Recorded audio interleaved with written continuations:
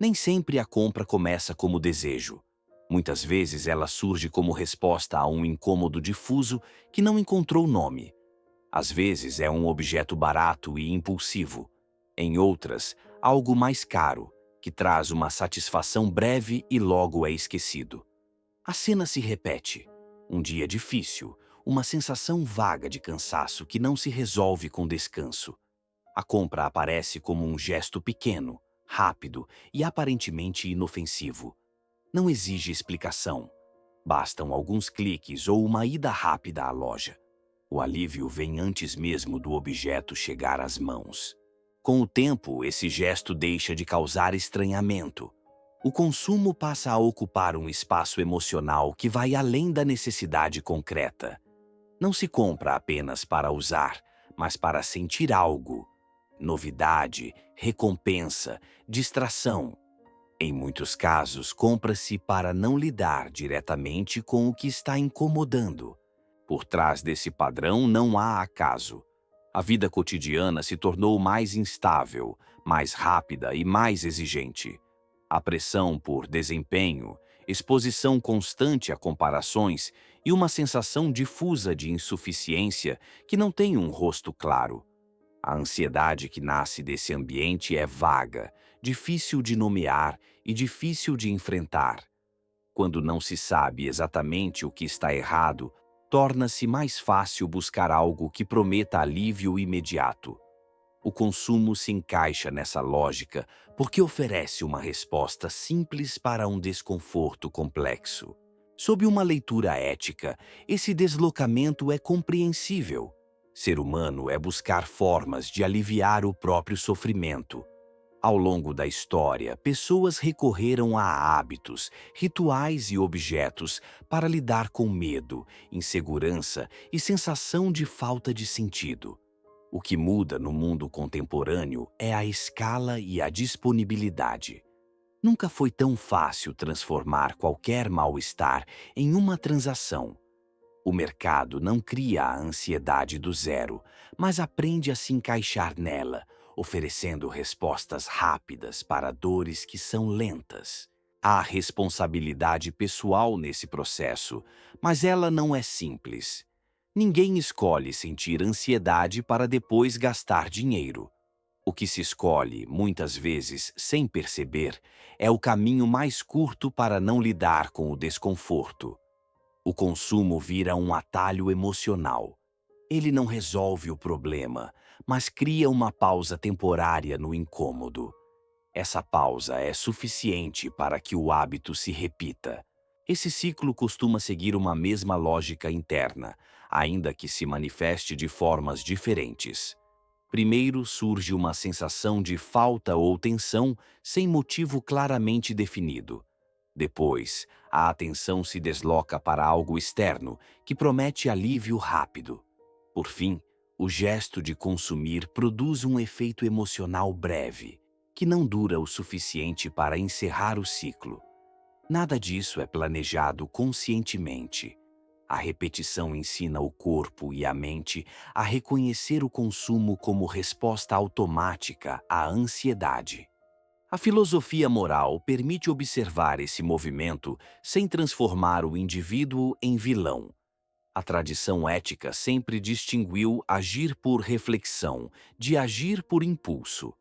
O problema não está no ato isolado de comprar, mas no lugar que certos comportamentos passam a ocupar como respostas emocionais.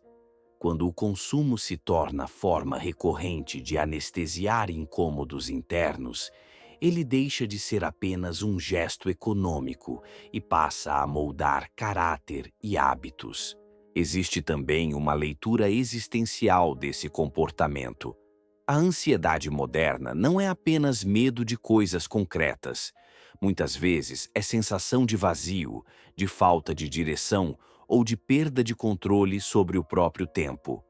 Comprar algo novo cria uma ilusão momentânea de escolha e de movimento. É uma forma silenciosa de dizer a si mesmo: eu fiz algo. Em um mundo onde muitas decisões parecem distantes, o consumo oferece uma pequena experiência de agência. Mesmo superficial, ela alivia a sensação de impotência. O consumo nunca foi neutro, mas se tornou mais íntimo com o tempo. Em sociedades anteriores, os bens se ligavam mais diretamente à sobrevivência ou ao status visível. Hoje, eles carregam promessas emocionais. Um objeto não é apenas um objeto, é apresentado como descanso, merecimento, identidade, conforto. Não é necessário acreditar nessas promessas para que funcionem. Basta que, em um momento de fragilidade, elas pareçam plausíveis. Essa engrenagem explica por que o consumo virou uma forma de alívio emocional. Ele devolve, por instantes, três coisas que a ansiedade costuma retirar: sensação de controle, sensação de escolha e sensação de mudança imediata. Mesmo sabendo que o efeito é passageiro, o corpo responde ao gesto.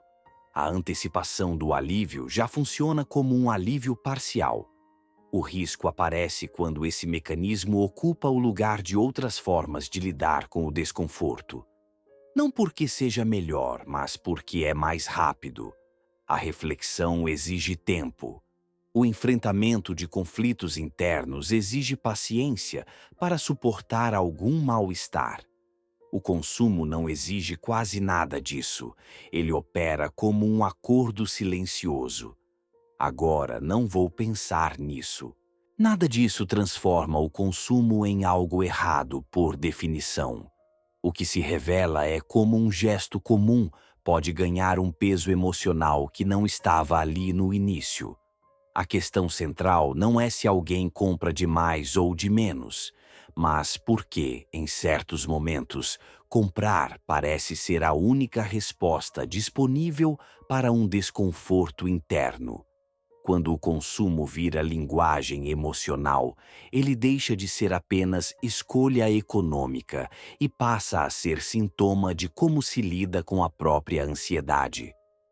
Compreender esse movimento não resolve o problema, mas muda o modo de enxergá-lo. Em vez de reduzir o comportamento à falta de controle ou fraqueza, é possível vê-lo como tentativa limitada de lidar com algo mais profundo. O consumo ocupa um espaço que a vida contemporânea deixou aberto. O espaço entre o incômodo interno e a dificuldade de nomeá-lo. Talvez a pergunta mais honesta não seja por que as pessoas consomem para aliviar a ansiedade, mas por que a ansiedade encontra tão poucos caminhos acessíveis para ser reconhecida e acolhida. Quando o consumo ocupa esse lugar, ele revela menos sobre o valor dos objetos e mais sobre a carência de formas maduras de lidar com o próprio desconforto. Se essa reflexão fez sentido para você, comenta aqui. Em que momento você percebeu que uma compra não tinha a ver com necessidade, mas com estado emocional?